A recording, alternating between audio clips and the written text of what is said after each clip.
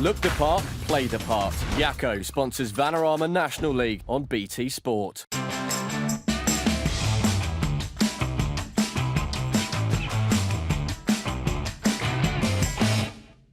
Hello and welcome to the Vanarama National League highlight show here on BT Sport. This week our cameras were at Holker Street to see two of the informed sides in the division, Barrow against Eastleigh. But before we get to that, let's see the rest of the weekend's headlines. Mickey Mellon's marksman proved too good for Dover. Lincoln City turn on the style to smash 5 past Chester. And there was a mouth-watering top-of-the-table clash in the Cotswolds.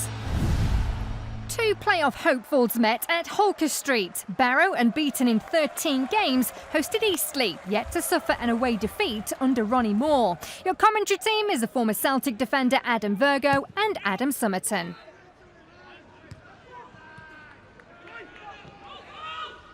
Bennett looking to hit one on the turn. Oh, what a shot.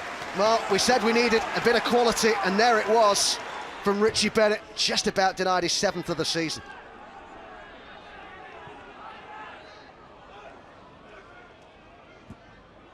Coulson turns into trouble, and Bennett looking to get through here. He's got the pace to do it, and down he goes. Big decision for the referee to make here, and he's given a penalty. This could be a red. It's interesting, he's talking to his linesman, making sure the decision's right. Cresswell is given his marching orders. The captain of Eastleigh is sent off less than a minute into the second half at Holker Street. It is poor from Cresswell, he's ball watching. You can clearly see he just tucks him back a tiny bit. Just there on his left shoulder. It's a really short run up here by Byron Harrison. And he scores! Barrow's top scorer does the business. 2 minutes into the second half here at Holker Street. It's a confident penalty from the striker. Just waits for the goalkeeper to make that first move. And Ronnie Moore's side have a big task now. And Anderton's in there. Oh! And there's another one for Barrow. Nick Anderton, the left back, finding himself in unusual territory. But he doubles the home side's advantage at Holker Street. They're going to be hard to catch now. And if they thought they had a mountain to climb, it's just been made even bigger. Too many times in this game from set plays, long throws, they've just not reacted well enough. It's his first ever senior goal. Good ball over towards Richie Bennett, and just kept out, but not on the second occasion. It's in from Byron Harrison, and it's another one for Barrow. 3-0 they lead. It's a ball of real quality into Richard Bennett. He's been excellent all afternoon, Jordan Williams. Just pulls off Essen, claiming a small push in the back of him. Harrison just to touch it in from a yard.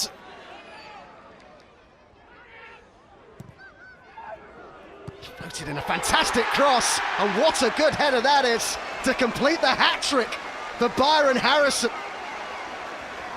It's certainly his day. It's also Barrow's. It's an emphatic victory against a direct promotion rival. 4-0 they lead.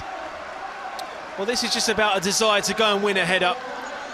And you watch the difference between Harrison and Mandron to go and win it. When that cross has gone in, there was only ever one winner. It's interesting because we had a little bit of luck and sort of sending off probably changed the dynamics of the game. But I thought Eastleigh were probably the better side for the next 10 minutes. So it's important to get the second goal. From there onwards, we did what we're good at. We was dynamic, tried to create a lot of chances. We passed the ball a little bit more crisper than I asked for at half time. And eventually we got our rewards. That's not us, that. We got beat up, to be fair. They're big, they're strong, they're physical, but so are we. We've not passed the ball at all, and the goals we give away. The penalty obviously is a turning point, but we can't start the way we started second half. But then you've got to be organised and keep the ball better. We've not kept the ball today, and that's been our downfall. Tranmere's turnaround in fortunes has coincided with the arrival of Mickey Mellon. 3 league wins out of 3 since the former Rovers player was appointed manager, but the trip to Crabble represented a tough task. Dover had hit Braintree for 6 in their last home game, and the hosts were in front after 22 minutes. Aswad Thomas scored his first goal for a year last weekend. That was his second of the campaign. Chris Kinnear's men had won their previous 4 games at Crabble, but their lead didn't last long. Ben Tollett danced through the Dover defence and put it on a plate for Andy Cook, who's now scored in 3 of Mellon's 4 league games in charge. If Kinnear felt Tranmere's first was too easy, he would have been further frustrated by his side's inability to clear their lines on the hour mark. Cook eventually slotting home to take his Tranmere tally to 10 goals, to the joy of the travelling support. 5 minutes later, 2-1 became 3-1. The corner from Jeff Hughes was turned into his own net by Dover keeper Mitch Walker. It was game over with 11 minutes to play, Tollett registering his first for the club in emphatic style. After 4 wins out of 4, Tranmere are now just 4 points off the top of the table. There's loads of areas that we know that we can improve on, and that's satisfying because we know we're going to get better. We've got a lot of players out injured, more than probably we're fair share, to be honest. But we'll have a 2-week break now and get some of them back, some very, very good players back. And added to the boys that come in today, we've got to be happy. Chester began the day mid-table despite a 9-match unbeaten run. That record was sure to be tested by third in the league Lincoln City, who made the trip to the Diva Stadium. John McCarthy's men had conceded only 1 goal in that 9-game patch, so they would have fancied their chances of another victory when Ryan Astles netted first after 33 minutes. What followed was an incredible goal rush before the half-time whistle, Lincoln finding an equaliser through last season's top scorer Matt Reed, who ended an 8-game drought. Then the home side were given the chance to restore their lead from the penalty spot as Tom Shaw was fouled by Sam Habergan. Shaw composed himself to slot home his 4th of the campaign, as many as he managed all of last season. But before the referee could blow for the break, Lincoln were level again, Reed heading across for Sean Raggett to make it 2-2.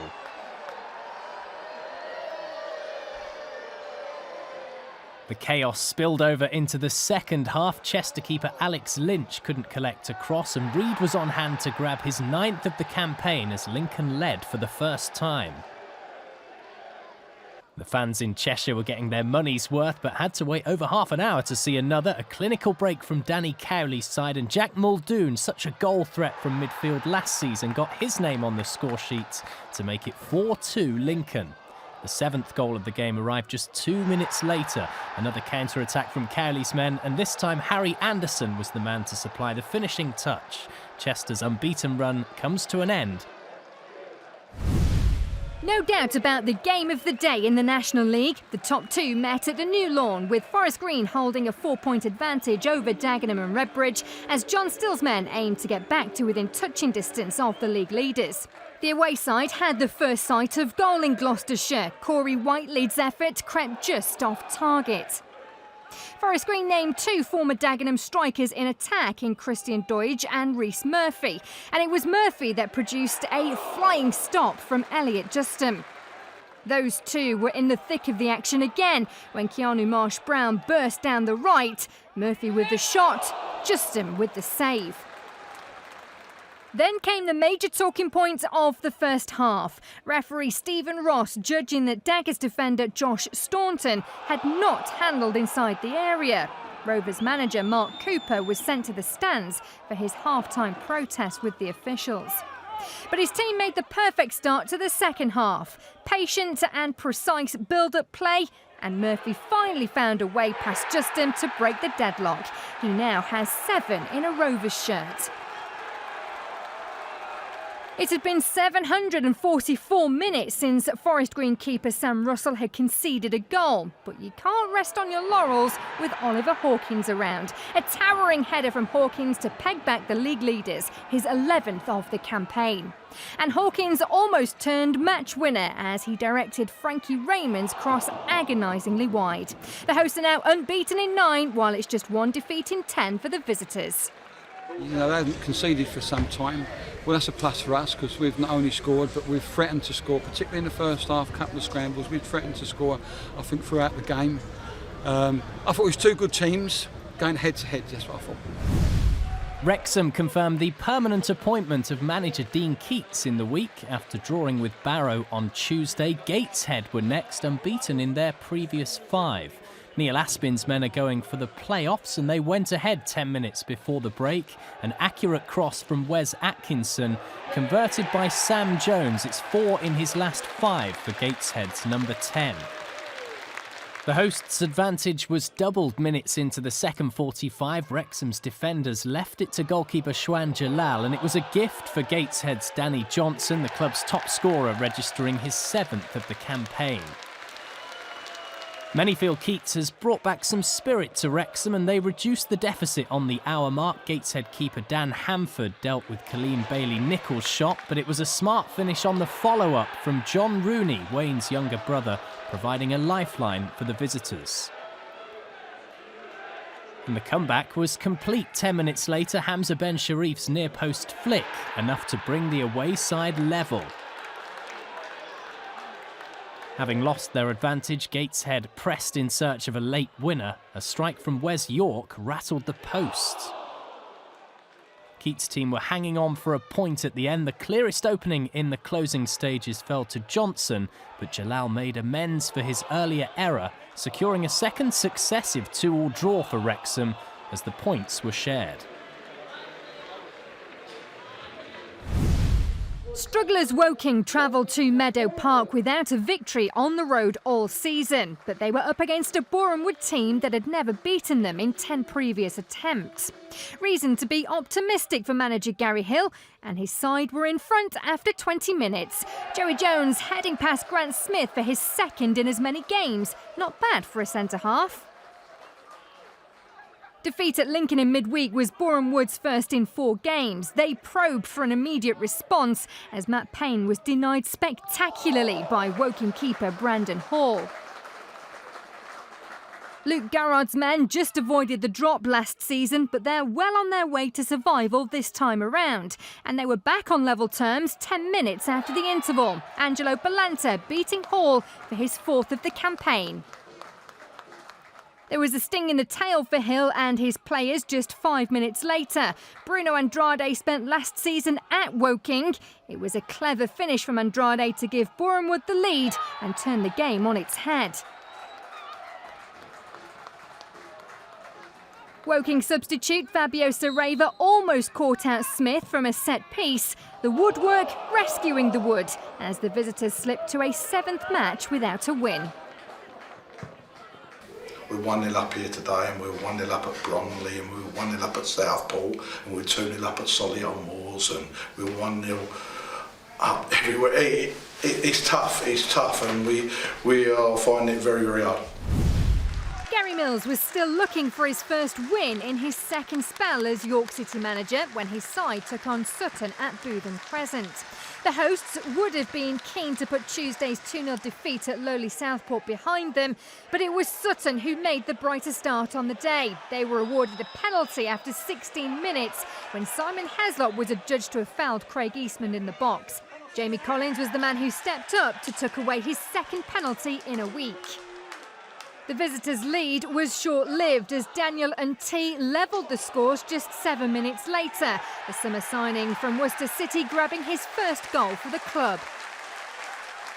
Into the second half, and the home side felt they should have been awarded a penalty of their own when Rory Deakin appeared to bring down Danny Galbraith in the box. But referee Joseph Johnson pointed for a goal kick despite the protest of the incensed York players.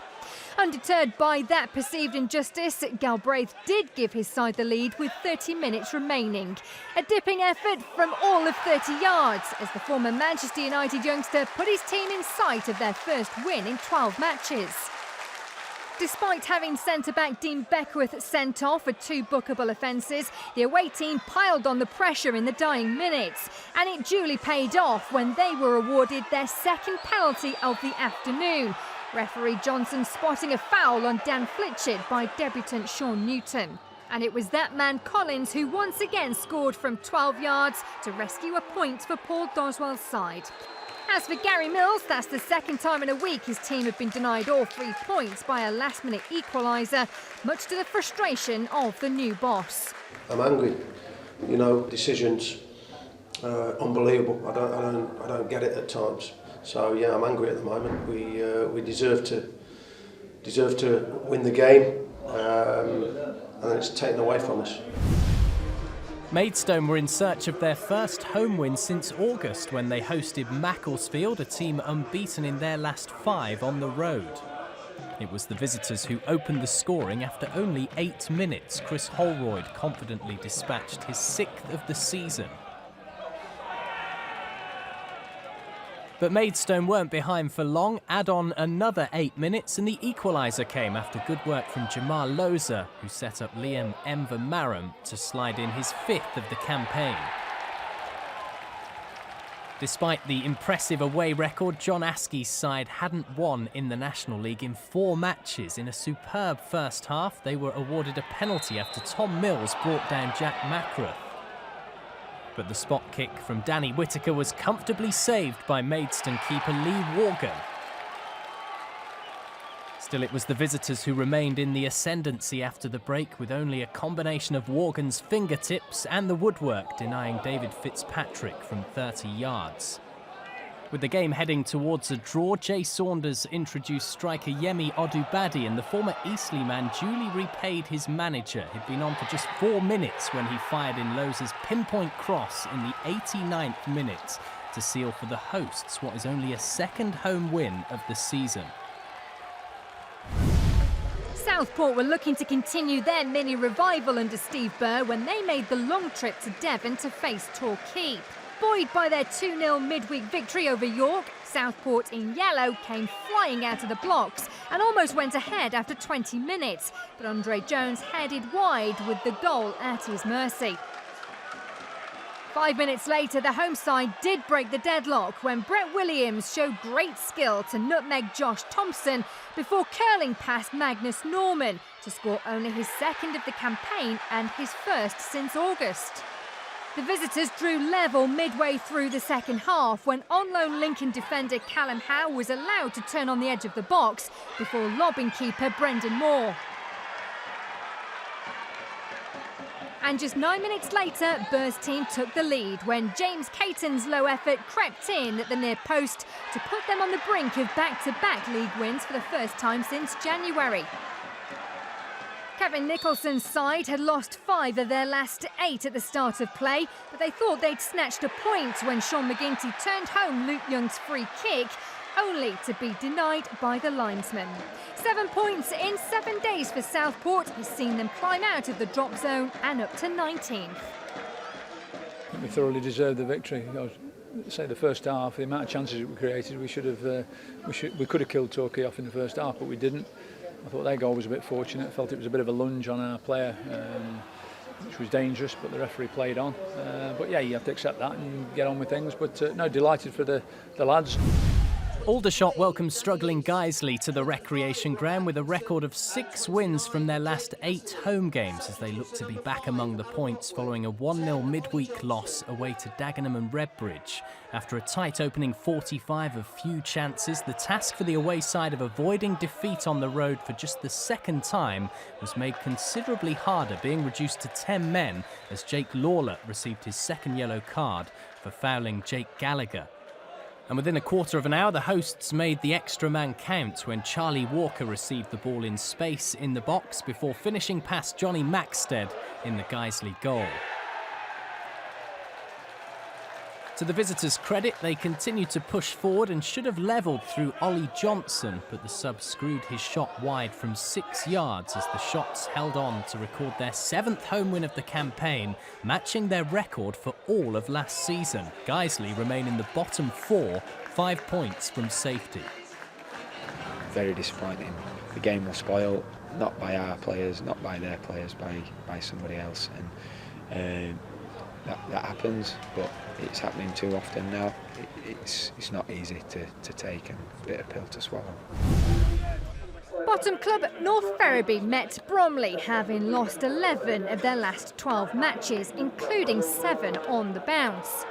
The hosts had scored just once in that dreadful run, but minutes into the second half, Reece Thompson tapped in for their first goal in over 12 hours.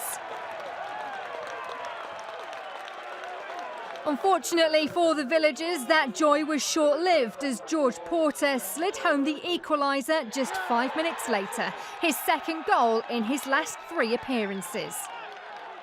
And with just minutes remaining, the lively Blair Turgott picked up the ball deep and drove past the home defence before firing home the winner, compounding what has been a miserable first season in the 5th tier for Steve Howsham's team. I couldn't fault the 10-pounder performance that the lads put in today. 3 points got away from us. You know, even the points got away from us. Yet again, another late goal. But, you know, the chances we've had, that's been us. That's the story of our season.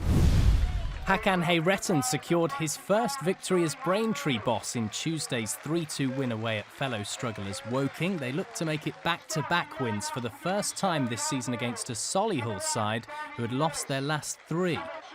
It was the Essex side who almost took the lead 14 minutes in when Lee Barnard connected with Jerome Akimo's cross, only to see his header crash back off the bar. The Moors were without a goal in their last 3 and they were offering little threat here, Jamie Osborne wasting one of their better opportunities of the afternoon. With the clash heading towards stalemate, there was to be late drama when Andy Brown was allowed to cut inside and was tripped by Ian Gale. Penalty Solihull. Harry White took responsibility and made no mistake from 12 yards to ensure all 3 points went back to the West Midlands to the relief of manager Marcus Bignott. Delighted with the 3 points. Results like today will probably determine what will happen this season with regards to ourselves and whether we stay up in this league or we don't. So today was a big game for us and, like I said, 3 points, a massive step in the right direction.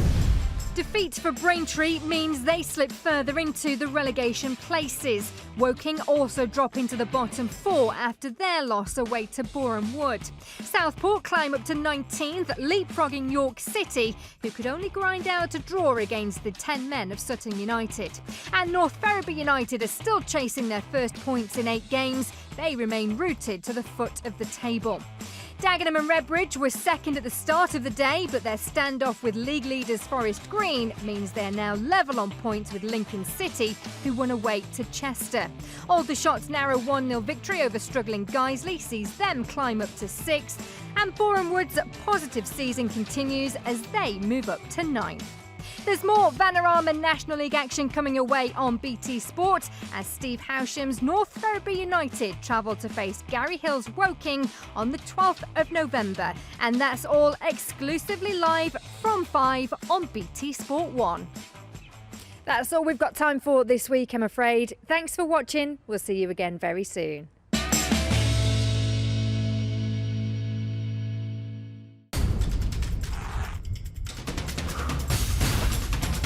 Look the part, play the part. Yakko sponsors Vanarama National League on BT Sport.